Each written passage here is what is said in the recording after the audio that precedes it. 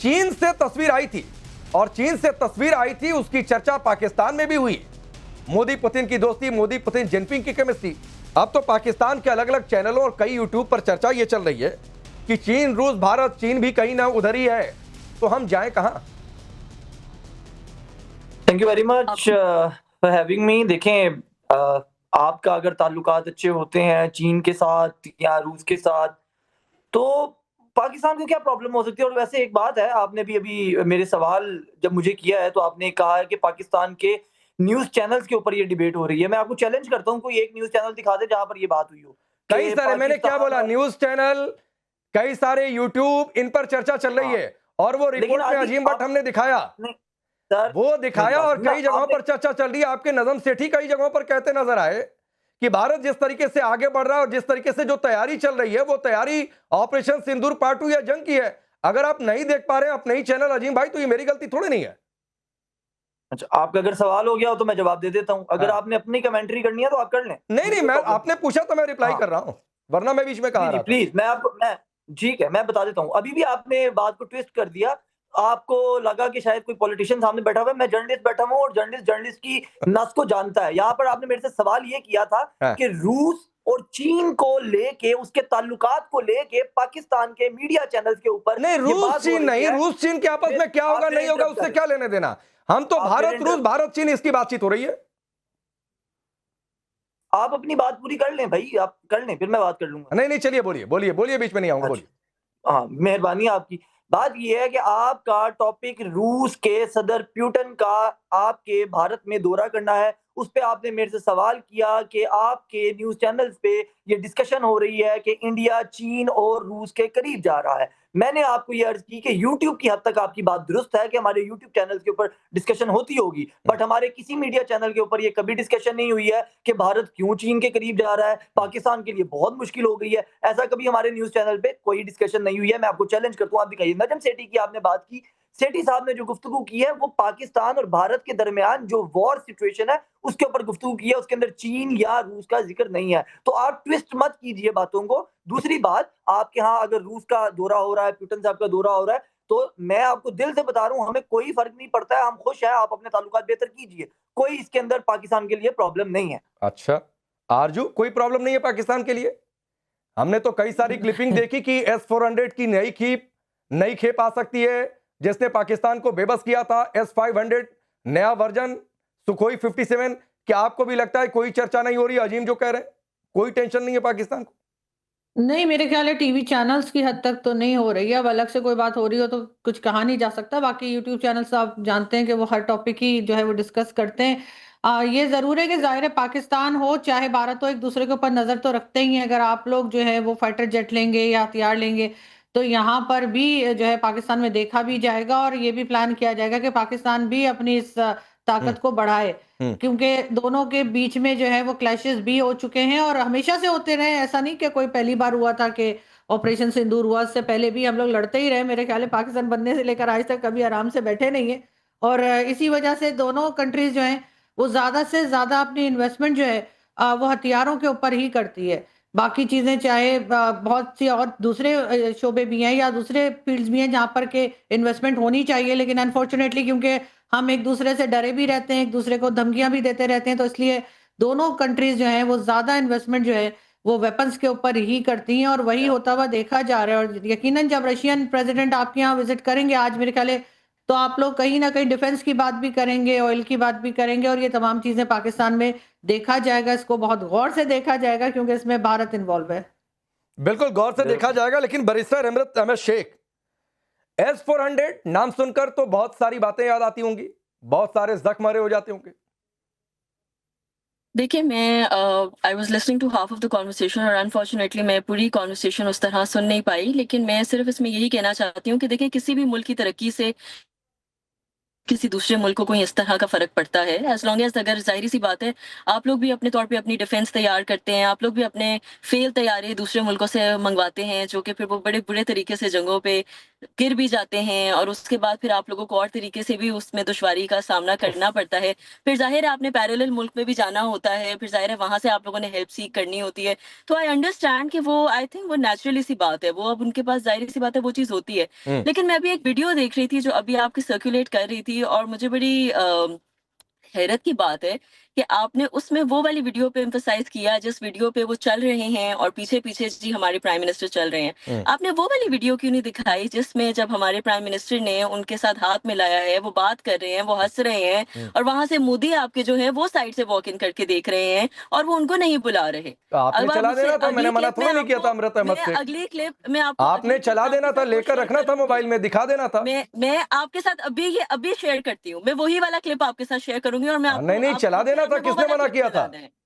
आपने फिर वो वाला किसने मना क्लिप किया था? चलाना है। उसकी तो बड़ी आपने कहानी, उसकी भी अमृत आपने अहमद वो शेख वाला बड़ी क्लिप कहानियां चलाना निकल है। कर सामने आई थी। शायद आरजू उससे ज्यादा वाकिफ होंगी कि कहां से तस्वीरें क्या क्या, और आपके पाकिस्तान से ही वैसी बातें उठकर आज सामने आई थी।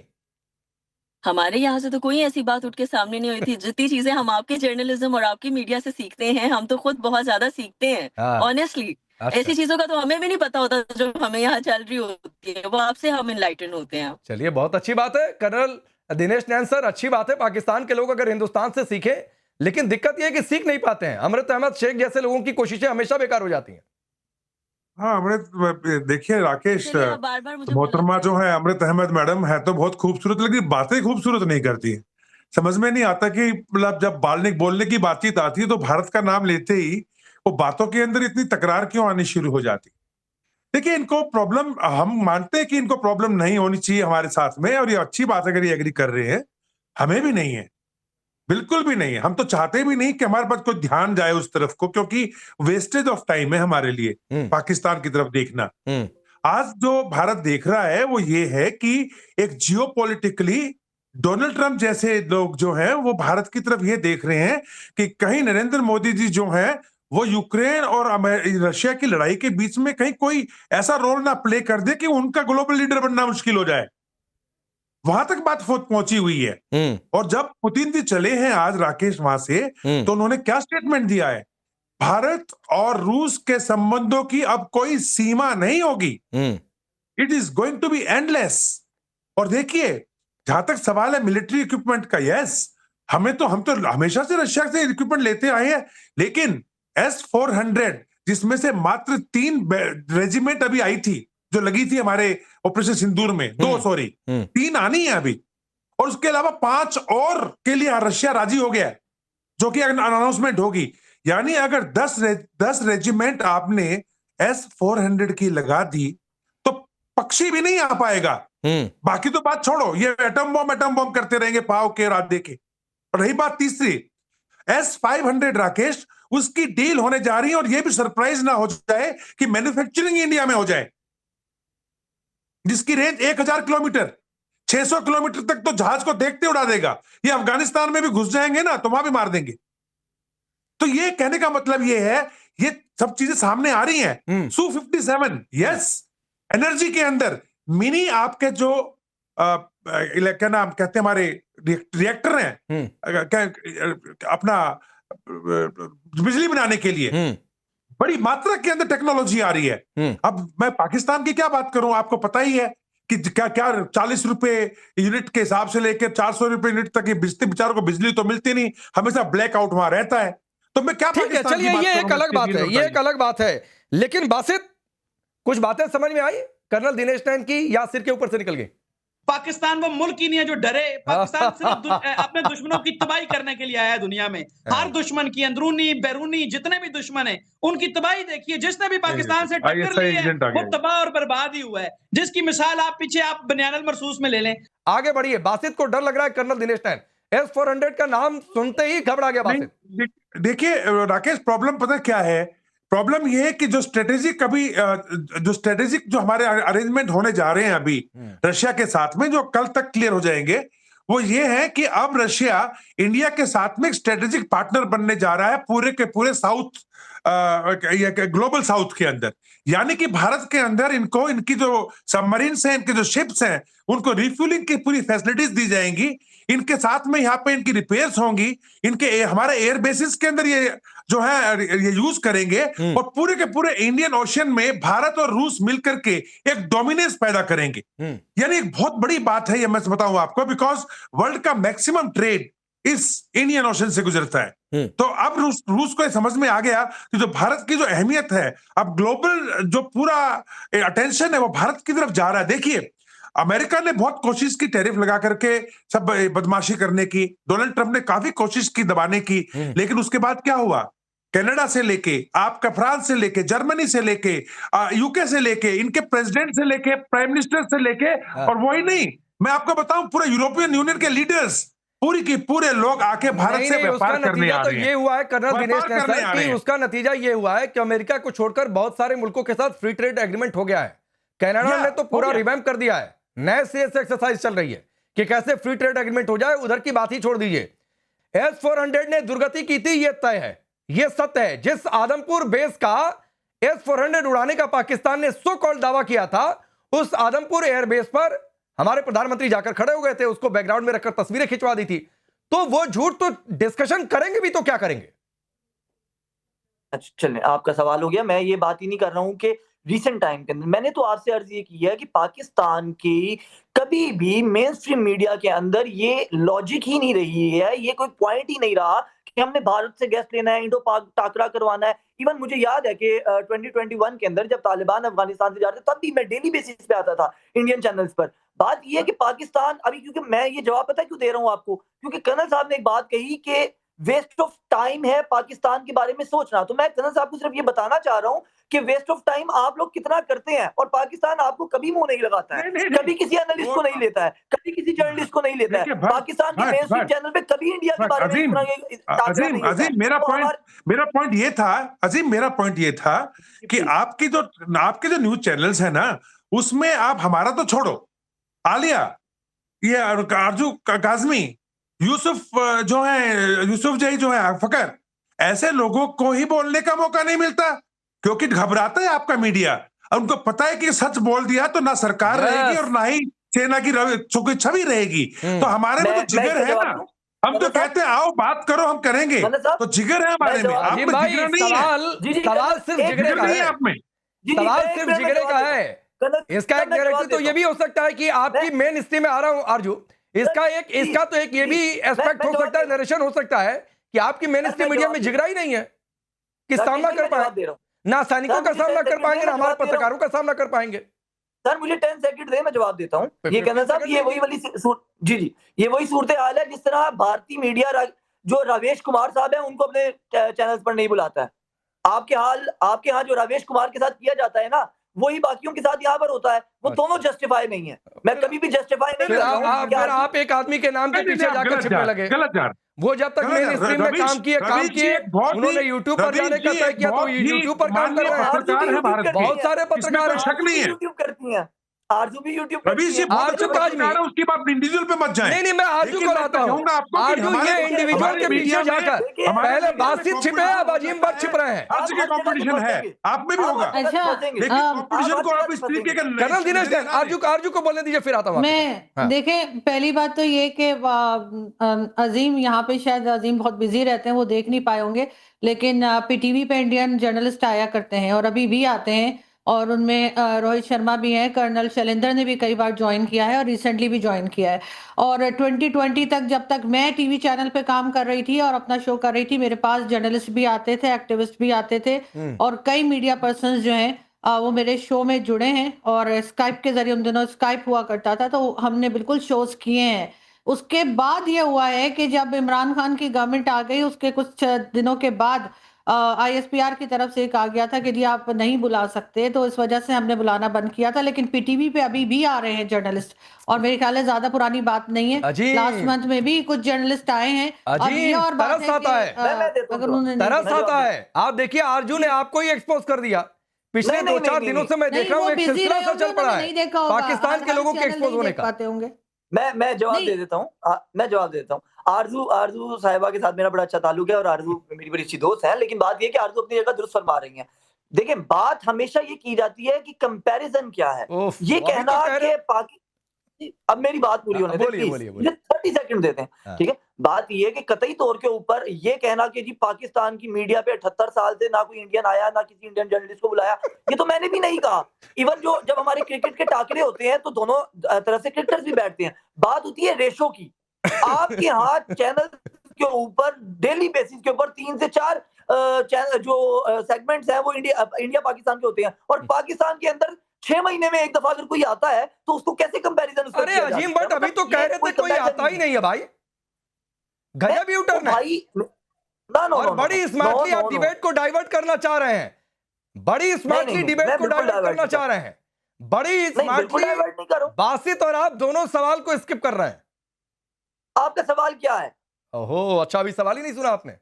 चलिए आता क्योंकि हूं, आप सवाल ही ना, आप डिबेट थोड़ा सा करते हैं। दिमाग पर जोर डालिए, आप थोड़ा सा आप दिमाग डिबेट पर जोर करते हैं, डालिए। आप सवाल नहीं अमृत करते। Ahmad Sheikh, S-400, S-500, Sukhoi 57, ये नाम सुनते क्यों डरने की बात है? सर, डर हम नहीं रहे हैं। मसला ये है कि जब से पाकिस्तान को अमेरिका से सिग्निफिकेंस मिलना शुरू हुई है, हमारे जनरल साहब उनको जाके मिलने गए हैं, हमारे मिनिस्टर साहब उनको मिलने गए हैं, आप लोगों को समझ नहीं आ रही है आप लोगों ने करना क्या है। इसलिए तो आप लोग रूस की तरफ भाग रहे हैं, जिसको आप लोगों ने इतने सालों से मुंह नहीं लगाया था। नहीं बात रूस से तो हम दूरी कभी नहीं हुए। प्रॉब्लम ये है अमृत अहमद शेख, आप बैरिस्टर है, मैंने सोचा थोड़ी सी पढ़ी लिखी वाली बातचीत करेंगे।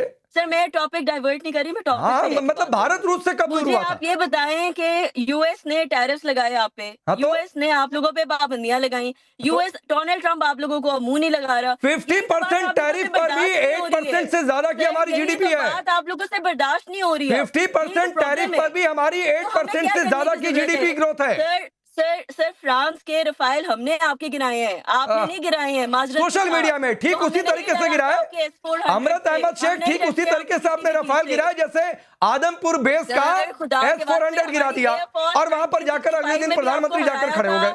1965 में भी आपको हराया था, आप लोगों को हम लोगों ने मात दी थी और अभी हाँ, भी दी है। और ये आप नहीं बहुत अमृत अच्छे अहमद से शेख, आपने जानते हैं। 71 में भी हरा ये दिया था। बात बहुत अच्छे से आप जानते हैं। आपने 71 में भी हरा दिया था। 92,000 हमारे सैनिक थे जिन्होंने पाकिस्तान के सामने सरेंडर कर दिया था पता क्या है, वो कबूतर और बिल्ली को बांग्लादेश देख के बन गया आंखें था बंद कर ले तो भारत हम में कुछ से कर अलग नहीं होकर। सकते। क्या सर, मजाक करती कबूतर हैं? बिल्ली को आंखें देख के बंद कर ले तो हम कुछ कर नहीं सकते। हाँ, मैं वही तो कह रहा हूँ। आप लोगों को ना आरजू आंखें कौन बंद किया है? आरजू आंखें कौन बंद किया है? मतलब ये कभी हारे ही नहीं भारत से। अब 71 में फिर यही कहूंगा कि हिंदुस्तान हार गया था, बांग्लादेश पाकिस्तान से अलग होकर बना था, 92,000 हमारे सैनिक थे, फिर तो यही कहना बचता है। प्रॉब्लम इस बात से है कि United Air States of Marshal America Asghar Khan ने साहब का इंडिया पे स्टेटमेंट आपने पाबंदी यकीनन लगाई सुना और होगा। आपने अल्टरनेटिव रूट लेना पसंद किया। That's it. इसके अलावा आप लोगों का कोई और मरकज नहीं था। इतने अरसे से तो रूस आप लोगों को याद नहीं आया। अब बैठे बैठे पहले जब से अमेरिका ने आप लोगों पे ये चीजें लगाई हैं, तब से तो आप लोग रूस की तरफ मुतवज्जो हुए हैं। आरजू बहुत दर्द है इनके अंदर। जाने की अमृत अहमद शेख का दर्द जाने का नाम ही नहीं ले रहा। आरजू, आप लोगों को पता है कि देखिए, जहां तक जंगों की बात है तो वो तो एयर मार्शल असगर खान साहब का स्टेटमेंट मौजूद है, जिसमें उन्होंने ये कहा कि सारी जंगें पाकिस्तान ने शुरू की और सारी जंगें पाकिस्तान हारा।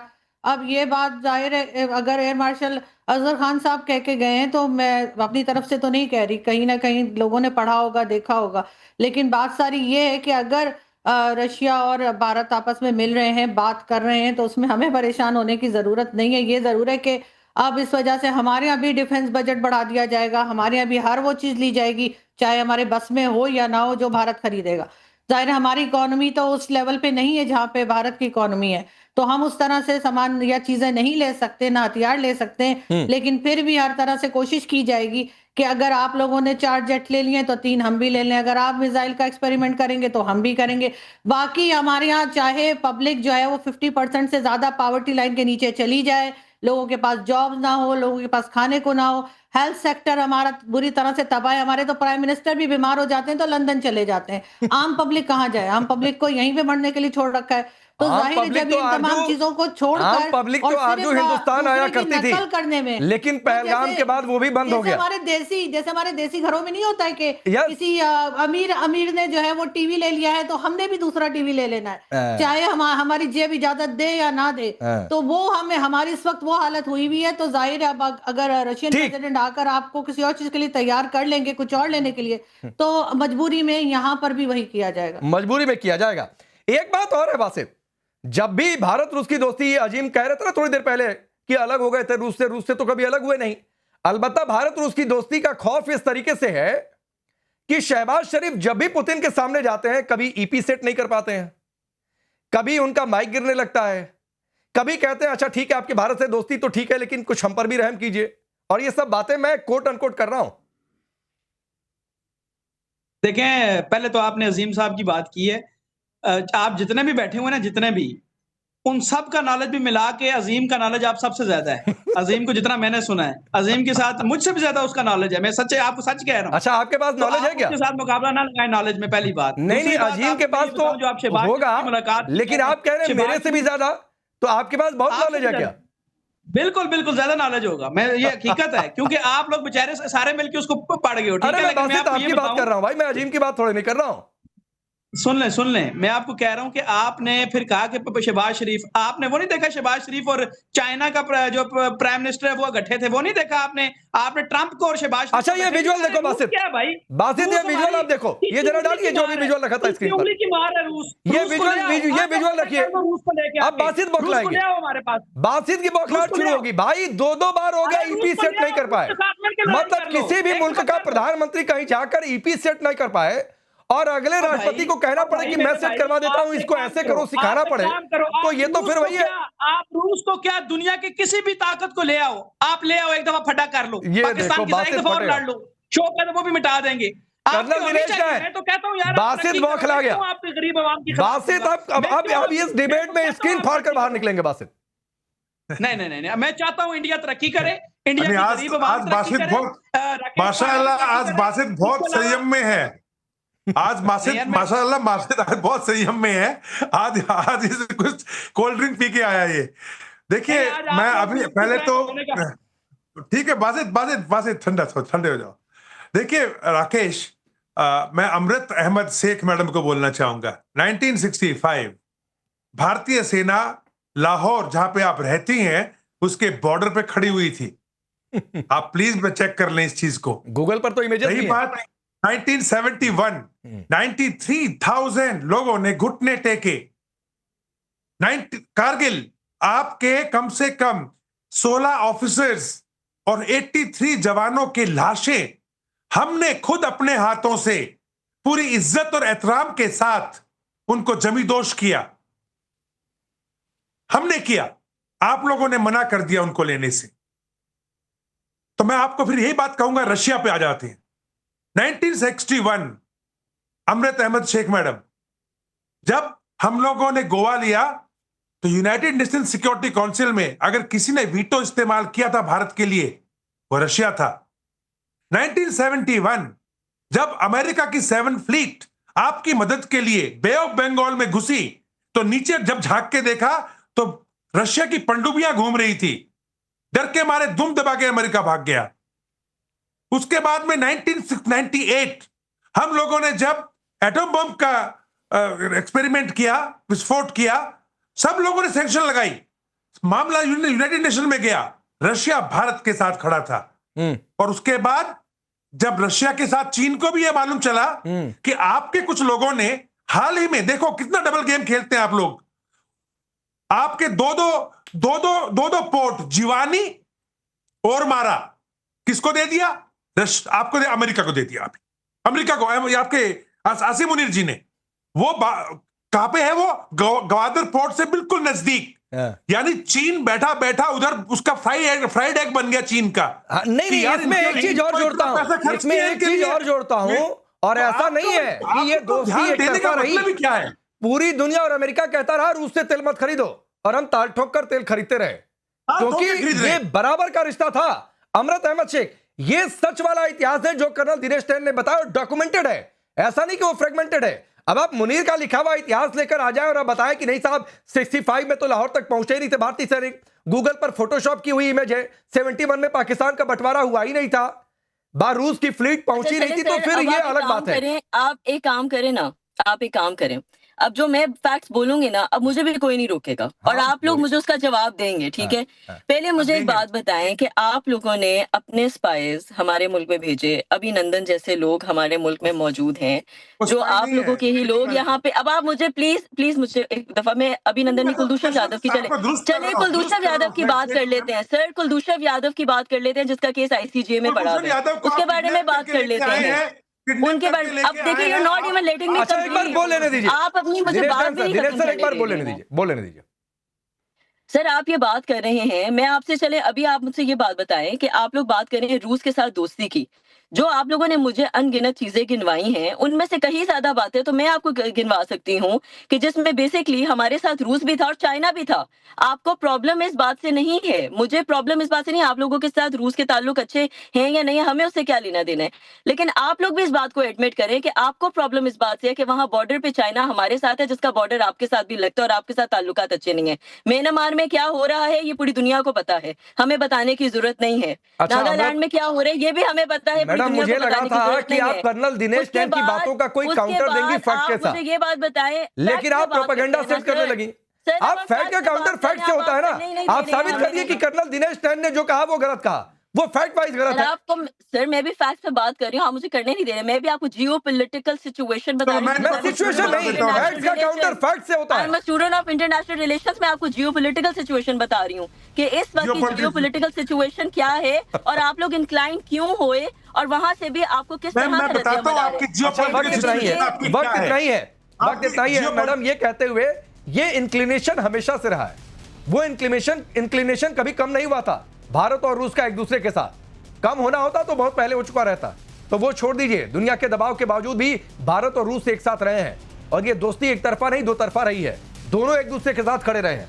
लेकिन खैर, आप लोगों को शायद भगवान न करे, लेकिन ऑपरेशन पार्ट 2 टाइप की, सिंदूर पार्ट 2 टाइप की कोई कंडीशन आ गई, उस दिन आपको समझ में आएगा।